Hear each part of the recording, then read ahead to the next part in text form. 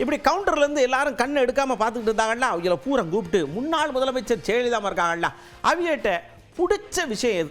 உங்க சொன்ன உடனே அந்த அம்மாட்ட எனக்கு இது ரொம்ப பிடிக்குங்க, மற்ற விஷயத்தெல்லாம் தூர போடுங்க அப்படின்னு சொன்னால் என்ன சொல்லுவீங்கன்னு கேட்டோம். பாக்கெட்டில் தாங்க பதில் வைக்கல, மற்றபடி அடி வெளுத்து வாங்குறாங்கல்ல. அவங்கள மாதிரி இருக்கணும்னு ஆசைப்படுறேன். ஒரு பொண்ணை வந்து எல்லாத்துக்குமே சவால் விட்டு நின்னாங்க. இங்க பெண்ணுனே அவங்க பேரு இல்லைங்களா, அந்த மாதிரி வச்சுருக்காங்க. அவங்கள மாதிரி தான் நாங்களும் இருக்கணும்னு நினைக்கிறோங்க. லேடியா இருந்தாலும் எல்லாத்துலயும் அச்சீவ் பண்ணணும்னு சொல்லி தைரியமா வந்தாங்க. அது ரொம்ப பிடிச்ச விஷயம். அது இல்லாமல் முதலமைச்சரா இருந்தது, அதுக்குள்ள வந்தது, அதெல்லாம் ஒரு பெரிய விஷயம். எந்த அரசு அதிகாரிகளாக இருந்தாலும் ஏதாவது தப்பு பண்ணால் உடனடியே நடவடிக்கை எடுப்பாங்க. மேனேஜ்மெண்ட்டில் அவங்கள பிடிக்கும்.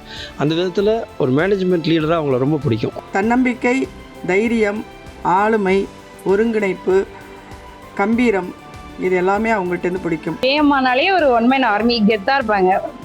அவங்களோட ஆளுமை திறன் ரொம்ப பிடிக்கும். லேடிஸாக இருந்து எல்லாரும் இது பண்ணது ரொம்ப நல்லா இருந்தது. தைரியமானவங்க, உறுதியானவங்க, நல்ல திடகாத்திரமான பெண். துணிச்சலும் தன்னம்பிக்கையும் ஆளுமை தன்மையும் ரொம்ப பிடிக்கும். கம்பீரமான கர்ஜிக்கும் குரலும் தான் பிரசித்த அம்மாவிடம் எனக்கு பிடிக்கும். அவங்களோட கம்பீரம், அந்த தைரியம் தான் ரொம்ப பிடிக்கும். அம்மா வந்து எங்கள் குடும்பத்துக்கு ஒரு அப்பார்ட்மெண்ட் மாதிரி எங்களுக்கு ரொம்ப பிடிக்கும்.